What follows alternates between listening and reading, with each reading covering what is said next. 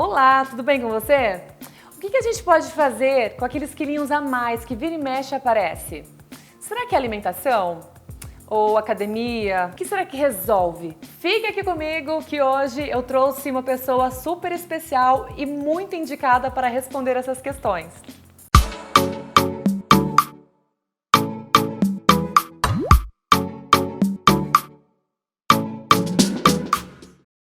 É uma questão muito difícil da gente responder, né? O que será que resolve esses quilinhos a mais que vira e mexe aparece? Será que a gente consegue resolver isso em casa?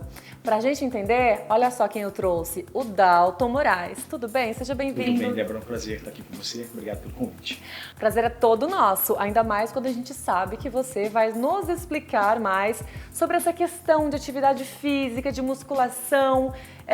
Tem muitas nomenclaturas, né? É realmente maneiras diferentes de tratar a mesma atividade ou realmente tem essa ramificação dentro da sua área, como personal trainer? Existe uma gama muito grande de atividades, né? E que te levam a objetivos, muitas vezes caminhos distintos te levam às vezes para o mesmo lugar. O mais importante é poder avaliar bem os objetivos que você tem, as metas que você quer atingir, para que a gente possa direcionar você para a atividade certa, né? Que bacana! Existe diferença entre personal trainer e educador físico? É nomenclatura, só muda a nomenclatura, a mesma atividade, mesma área de atuação? Sim, o personal trainer ele é um educador físico, né?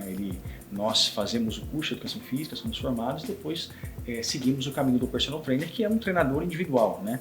Não se difere, por exemplo, dos professores de salas de musculação, de academias, porém nós atendemos uma pessoa por hora ou grupos pequenos, né?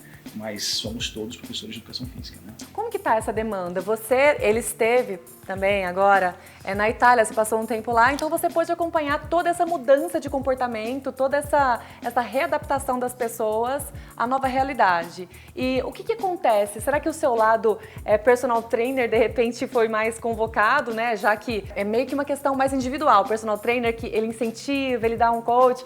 Como que funciona? É igual aqui, lá? O que você notou de diferente? Sim, na verdade, Débora, assim, nós estamos atravessando um momento fitness assim, há alguns anos, né? Nos últimos 15 anos o planeta vem mudando muito. As pessoas vêm entendendo um pouquinho a necessidade da atividade física por diversas razões. Uma delas é o emagrecimento, talvez seja a principal delas, né? Nós vivemos uma fase onde nossas crianças estão engordando cada vez mais, um mundo extremamente digital, né? Onde a alimentação hoje é extremamente rápida e de má qualidade e as crianças vêm pagando o preço disso, né? Então, assim, as mudanças estão acontecendo de 15 anos para cá e essa visão sendo modificada e nós nos adaptando a essas mudanças a cada ano, a cada mês que passa, tudo que cai na nossa mão, né? Com relação ao trabalho na Itália aqui, são muito similares, assim, com uma diferença importante. O educador físico no Brasil ele é levado mais a sério, assim, ou seja, nós para trabalharmos com atividade física nós precisamos ser formados em educação física. Na Itália isso ainda não acontece, né? O curso de ciência motora na Itália ele é muito novo, então assim você faz cursos de final de semana e pode virar um personal trainer. Nós aqui não. Então assim os educadores físicos do Brasil são considerados os melhores do planeta porque a nossa formação é muito boa, né? Sorte do pessoal de lá, né? Que você se formou aqui foi para levar um pouco da nossa cultura brasileira, tá vendo? É bom enaltecer a cultura brasileira. E me fala uma coisa, pelo menos eu noto às vezes uma certa, eu não diria ignorância, mas uma dificuldade de assimilar a atividade física à saúde. Geralmente as pessoas assimilam a musculação, uma vida estética, né? Me explica um pouco mais do seu ponto de vista, ou nos ajude a enxergar, né? A importância, nós sabemos que é importante, mas até que ponto chega? O que nos ajuda? Ajuda mentalmente, ainda mais com toda essa pressão? O que você me fala? Eu te digo que nós poderíamos ficar aqui quase uma hora falando sobre os benefícios da atividade física, mas de uma forma bem sintetizada, assim. É importante deixar uma coisa clara, existem muitos mitos, assim, paradigmas que estão sendo quebrados com a ciência, né, com relação à atividade física, porque poucos anos atrás, eu sabia muito pouco, tinham pouquíssimas pesquisas científicas sérias em cima da atividade física. A internet nos facilitou muito a vida, né? Nos traz informações com muita velocidade, mas ao mesmo tempo existe uma contrapartida que muitas coisas ruins e mentirosas também são vendidas pela internet todos os dias. Então todos os dias você recebe um monte de porcaria na sua mão e quando você não tem acesso a profissionais que possam te esclarecer, você acaba comprando coisas que são extremamente mentirosas, né? Então assim, eu acho que é muito importante você saber filtrar o que você está lendo. Então, muitas coisas são jogadas na mídia de forma muito comercial, né? Então eu compro alguma coisa para colocar o meu produto ali e vender aquilo como coisas milagrosas, chás, dietas, atividades milagrosas, e mas não tem nada disso, né? Então não existe nenhum milagre, não se existe nenhum milagre com relação à atividade física e emagrecimento, né? E também uma outra pergunta, uma outra dúvida que eu tenho, acredito que as pessoas também devam ter. Vamos começar da parte da estética. Depois a gente vai se aprofundando e a gente vai mostrando os benefícios mentais que tem, que eu imagino nas emoções, eu imagino que seja uma ferramenta para deixar o nosso organismo como um todo funcionando bem, tanto a mente quanto o corpo, né? Vindo para essa parte mais estética, existe maneiras da gente se cuidar em casa, né? Cuidar daquela gordurinha a mais, aquele excessozinho, sem ter aparelho, sem ter recursos. Como que a gente faz para se cuidar em casa? Quando tem pessoas que gostam de fazer academia e tem as que não gostam. Mas juntando esse globo, é uma necessidade, né, do nosso organismo. Então como que a gente cuida disso? Débora, vamos separar uma coisa. As pessoas precisam entender que quando se fala de combater gordura, né, o percentual de gordura elevado, é essencial reeducação alimentar. Então muita gente não leva isso em consideração e joga aquela coisa assim, bom, como eu não estou praticando atividade física, eu não preciso comer bem, né? Eu estou parado, eu não vou comer bem, então assim, são coisas que não podem andar de forma separada, né? Então se eu estou em casa, no momento difícil que a gente está vivendo agora, com pouquíssimo acesso a locais para se fazer atividade física, e eu só tenho um tapete, um pequeno espaço, tem muitas coisas que podem ser feitas ali. E se o meu problema é o excesso de gordura corporal, eu tenho que partir da geladeira, né? Eu tenho que partir do processo de reeducação alimentar, fazendo escolhas mais inteligentes e melhores e colocar gradativamente a atividade física nesse contexto. Aí o processo ele é seguro que vai acontecer, né? Mas dentro de casa se faz com certeza. O que colabora mais? A dieta, alimentação saudável ou a academia? Então isso é uma guerra, você vai encontrar vertentes de todos os lados. Mas no processo de emagrecimento a dieta ela tem um peso um pouco maior, né? Basta você levar em consideração que você consegue perder peso não fazendo atividade física, mas você não consegue diminuir o percentual de gordura não fazendo dieta. Então assim, se o problema é percentual de gordura elevado, a dieta ela tem um peso um pouco maior que a atividade, né? Não que não seja importante, mas a dieta tem um peso um pouquinho maior no processo de emagrecimento. E como que a gente faz se a gente está em casa, a geladeira está super pertinho e a academia está tão longe? Disciplina, né? Acho que a palavra seria essa, disciplina. Entender que eu já estou enfrentando um problema gigante, né? Que é esse caos que nós estamos. Para que comprar outro problema? Ganhando peso e depois que tudo isso passar, eu vou ter que combater isso depois, eu vou ter que dedicar grande parte do meu momento de viver de novo ao processo de emagrecimento, né? Então assim, eu acho que está na hora de repensar isso tudo e começar a fazer algumas escolhas mais inteligentes. E uma coisa importante, todos nós, profissionais de educação física, nutrição, hoje fazemos trabalho online, né? Então não preciso mais, nesse momento, a gente abriu muito o leque de atendimento assim. Então, se não tem como ir, nós vamos até você, né? Através de um celular, de um computador, dá para se fazer. Legal. Agora, mais duas perguntas que eu acho que são perguntas difíceis de resolver, pelo menos na minha cabeça. Como que eu vou fazer essa manutenção do incentivo? Porque quando a gente pensa, eu preciso me cuidar, quando vem aqueles quilinhos a mais ou quando vem essas alterações no organismo, a gente pensa, opa, aconteceu alguma coisa diferente aqui, eu preciso me cuidar, eu preciso melhorar minha alimentação e eu preciso praticar atividades físicas. Mas esse é um medo que vem, eu acredito que seja esse medo. Aí quando o medo aparece, quando alguma coisa parece estranho, a gente ativa o alerta. Mas depois a gente vai meio que esquecendo, né, aquele medo. Então, como que a gente faz essa manutenção na determinação ou essa manutenção nessa consciência que tem que permanecer ativa, né? O que você orienta, gente? Assim, olha, tanto a atividade física como a alimentação, os resultados positivos vêm por disciplina, né? É constância. Existe um período inicial ali, de 2 a 3 meses, que você realmente vai ter dificuldade para colocar uma rotina diferente na tua vida. É um processo de readaptação de vida e muitas vezes até de quebra de cultura. Vou te dar um exemplo, pessoas mais velhas que nunca tiveram o hábito de praticar atividade física, a atividade física é de extrema importância para eles, mas culturalmente não é, na época deles não se fazia. Então você implantar na vida dessa pessoa, desse indivíduo mais velho, essa cultura é muito difícil, é muito complicado, né? Então assim, a partir do momento que as pessoas começam a fazer atividade física, se dedicam um pouquinho naqueles primeiros 3 meses para passar essa fase, os resultados vão te motivando. O maior motivador para a atividade física e boa alimentação são justamente os resultados. Todas as pessoas que conseguem se olhar no espelho, estou me sentindo melhor, aquela calça que não servia tá entrando legal, a tendência é que a coisa aconteça e continue naquele processo, né? Então assim, a dica que eu dou é, se esforce um pouquinho nessa primeira fase, se esforce um pouquinho para que você veja os primeiros resultados, porque depois gradativamente aquilo vai passar a fazer parte da sua vida e o gosto virá pela atividade. Olha só que interessante.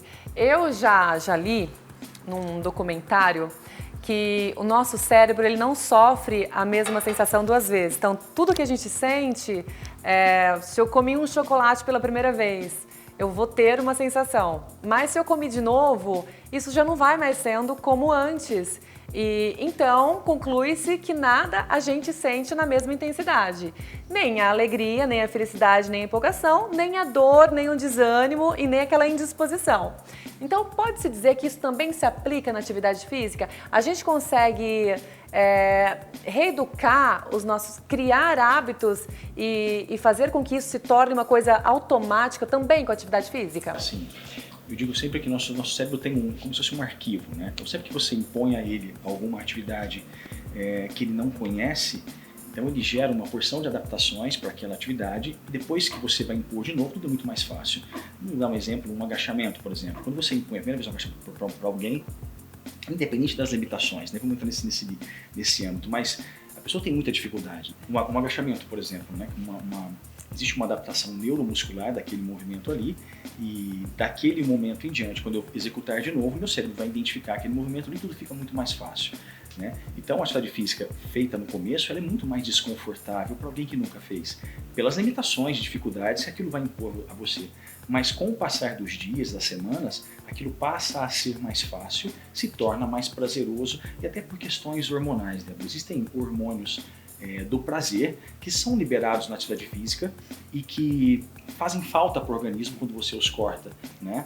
A serotonina, por exemplo, é um deles. Então, quando você faz a atividade, acabou a atividade, o seu cérebro é bombeado com aquele hormônio e depois o teu organismo passa a ser dependente daquele hormônio e você passa a ter mais vontade de praticar a atividade física por conta disso, né? Então, assim, atravessa a primeira fase, insiste um pouquinho naquilo, vai começar a ver os resultados e o gosto pela atividade vai vindo naturalmente. Viu? O próprio organismo ele passa a agradecer por estarmos tratando bem. Olha que incrível! Por isso que até psicólogos, psiquiatras indicam tanto a atividade física nos tratamentos de depressão, né? Porque faz praticamente o mesmo efeito de alguns medicamentos, né? Então assim, seria um complemento dos medicamentos, então é importantíssimo, né?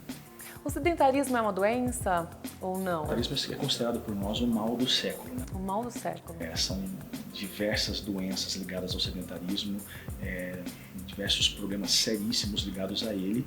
Então, assim, o combate ao sedentarismo vem sendo, em diversos países, tratado como prioridade. Até porque sobrecarrega muito os sistemas de saúde financeiramente, né? Doenças como diabetes, hipertensão, infartos, cânceres, coisas que são ligadas ao indivíduo sedentário, que sobrecarregam o sistema de saúde, né? Os governantes enxergaram e começaram a tratar a prevenção com a atividade física como prioridade. Então, assim, combater o sedentarismo é uma guerra para todos nós, porque ele realmente é o mal do século. Olha só, eu tentei trazer, né, a nossa primeira parte aqui para uma questão, para um prisma mais estético, mas está tudo tão vinculado que a gente cuida da saúde e a estética acaba sendo só uma consequência, né? Um bônus para nos manter motivados, é isso? Exato.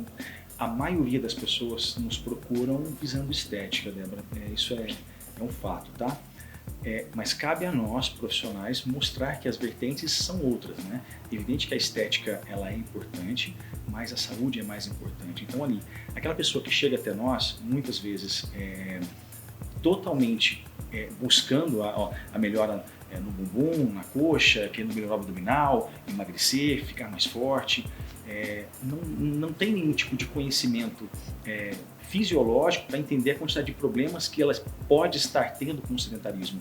Cabe a nós mostrar isso para ela e depois, na prática da atividade física e da reeducação alimentar, ela vai ganhar os dois, né? A saúde, né, através dos benefícios da atividade e, consequentemente, uma estética melhorada, vamos dizer assim. A maioria das mulheres tem como principal queixa essa questão dos quilinhos a mais que elas buscam eliminar. O que elas fazem? Elas devem correr, fazer atividades físicas mais para essa questão aeróbica ou fazer musculação? É verdade que tem essa questão, eu quero emagrecer. Não, então é aeróbico. Eu quero músculo, é musculação. É óbvia essa pergunta? Como que você me responde isso? Não, a pergunta é óbvia. Eu acho que quase todas as pessoas que chegam na academia vêm com essa concepção, né? Essa é uma coisa um pouco antiga, mas é um mito, é um dos paradigmas que eu te disse que estão sendo quebrados com a ciência, que nós acreditávamos até 15, 20 anos atrás.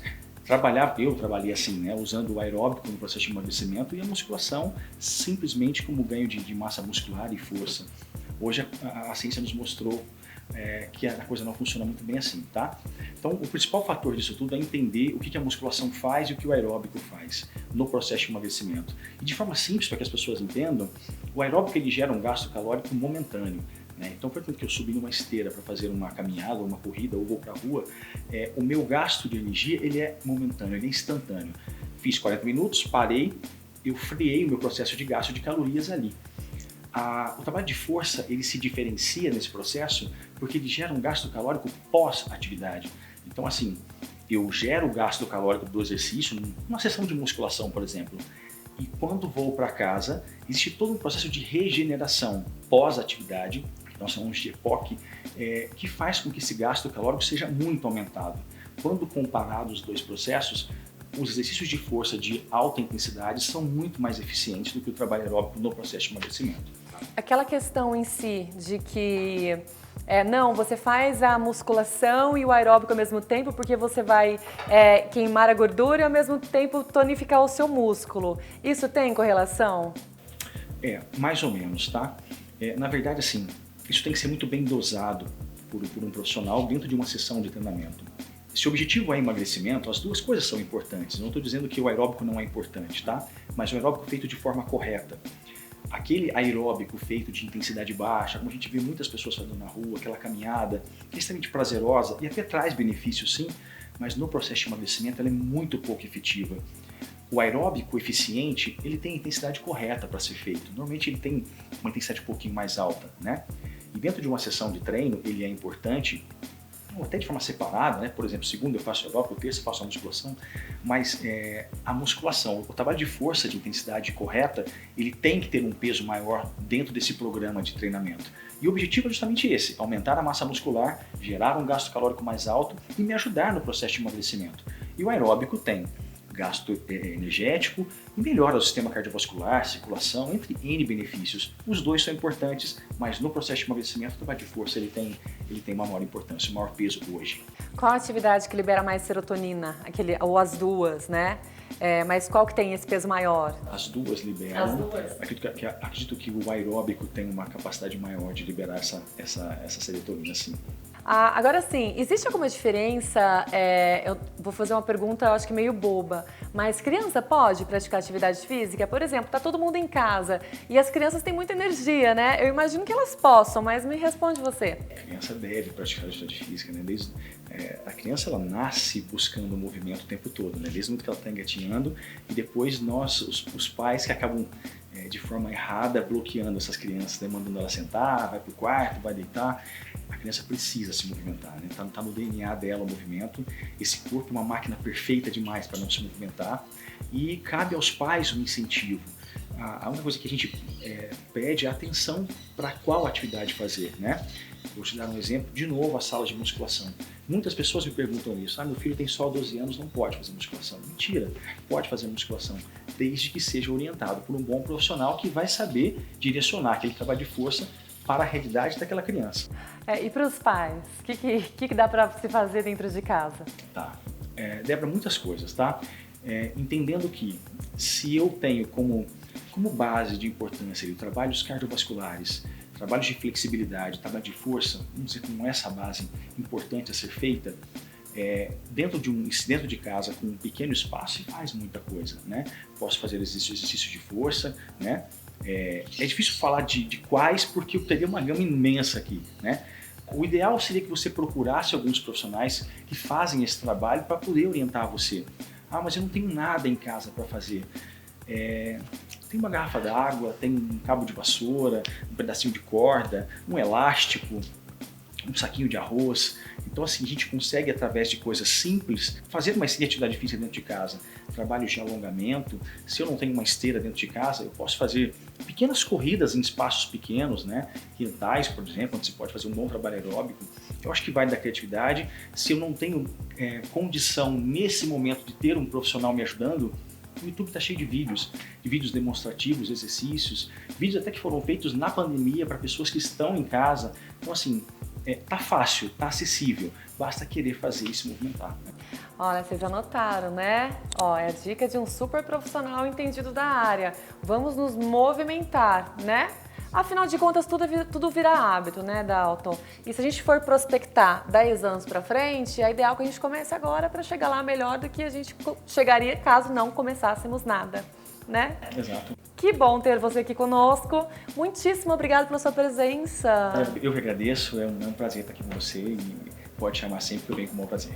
Que bacana. Vamos chamar ele para dar uma aula aqui pra gente na prática, né? Claro, por que não? Já fica aí então o convite, fazer um momento da beleza diferente, né? Quem topa? Comentem aqui embaixo desse vídeo e continue com a gente que logo a gente volta com informações tão maravilhosas quanto essa, tá bom? Um super beijo e até mais.